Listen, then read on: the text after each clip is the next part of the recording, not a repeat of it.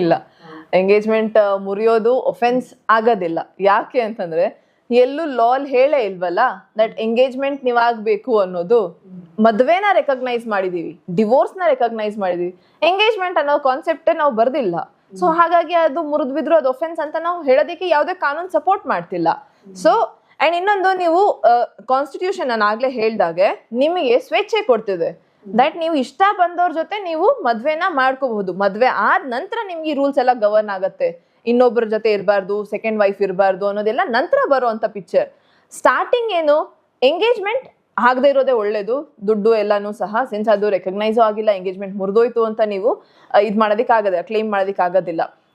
ಆದ್ರೆ ಅಕಸ್ಮಾತ್ ಏನಂತಂದ್ರೆ ಬೇಕು ಅಂತ ಎಂಗೇಜ್ಮೆಂಟ್ ಮುರಿದಿದ್ದಾರೆ, ಡಿಫೇಮ್ ಮಾಡಬೇಕು, ಆ ಮೋಸ ಮಾಡಬೇಕು ಉದ್ದೇಶದಿಂದ, ಇಲ್ಲಿ ನೀವು ಬೇಕಾದ್ರೆ ಚೀಟಿಂಗ್ ಇದಕ್ಕೆ ಹೋಗ್ಬೋದು. ಬಟ್ ಎಂಗೇಜ್ಮೆಂಟ್ ಮುರಿತು ಅನ್ನೋದು ಯಾವುದೇ ಕಾರಣಕ್ಕೂ ಒಫೆನ್ಸ್ ಅಲ್ಲ.